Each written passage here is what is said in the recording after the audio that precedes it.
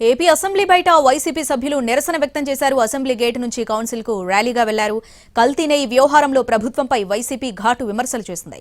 ప్రభుత్వం అవాస్తవాలు ప్రచారం చేస్తుందని పేర్కొన్నారు.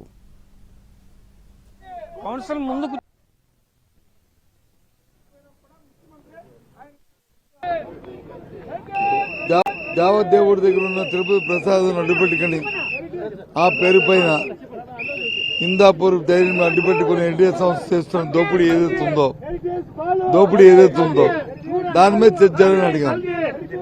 దేవదేవుడిని రాష్ట్రంలో ఉన్న దేశంలో ప్రజలందరూ కూడా వారిని ఎంతో ప్రార్థిస్తుంటాం.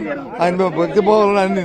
కానీ చంద్రబాబు నాయుడు అనే వ్యక్తి ఈ రాష్ట్ర ముఖ్యమంత్రి అది అడ్డం పెట్టుకుని దోపిడీకి తెరతీశారు. సంబంధం లేదని వాళ్ళు ప్రధానంగా చెప్తున్నారు. వాళ్ళ వెబ్సైట్ లో ఉన్నాయి. చర్చకి రమ్మనండి, చర్చ చేస్తే ఎటుతో సంబంధాలు ఉన్నాయా లేదా, దోపిడీ జరిగిందా లేదా, వాస్తవాలు ఏంటో, ఏ కొవ్వులు కలిసాయో అన్ని బయటకు వస్తాయి కదా. అది మేము అడుగుతున్నమాట. ఎవరు ముందు తీసుకొచ్చారు?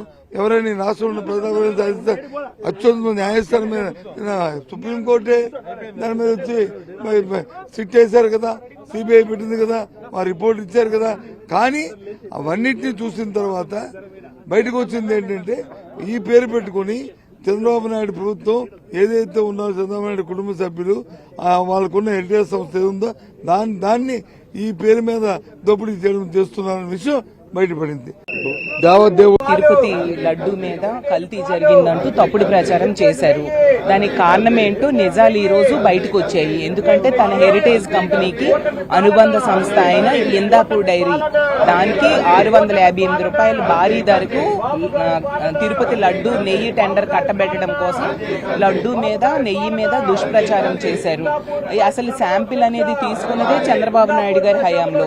ఏమైనా కల్తీ జరిగినా అది చంద్రబాబు నాయుడు గారి హయాంలో జరిగినట్టుగా అనే విషయం స్పష్టంగా ఈ రోజు ప్రజలకు అర్థమైంది. దీని మీద మేము కౌన్సిల్లో చర్చ అడుగుతున్నాము. ఎందుకంటే హెరిటేజ్ కి ఇందాపూర్ కి ఉన్న సంబంధాలు ఏంటి, వ్యాపార సంబంధాలు ఏంటి, అలాగే అచ్చెన్నాయుడు గారు నేను చెప్పారు అసలు ఏంటి సంబంధము అనేసి.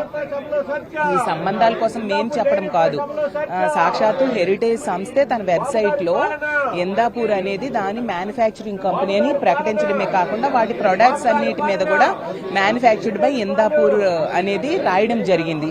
కాబట్టి వాటికి వ్యాపార సంబంధాలు ఉన్నాయి. అలాంటి వ్యాపార సంబంధాలు ఉన్న సంస్థ కట్టబెట్టారంటే హెరిటేజ్ కి వీళ్ళు కట్టబెట్టిన విషయం స్పష్టంగా ఈ రాష్ట్ర ప్రజలకు అర్థమైంది. కాబట్టి వీళ్ళు చేసిన మోసాన్ని, తప్పుడు ప్రచారాన్ని ఎండగట్టబోతున్నాం.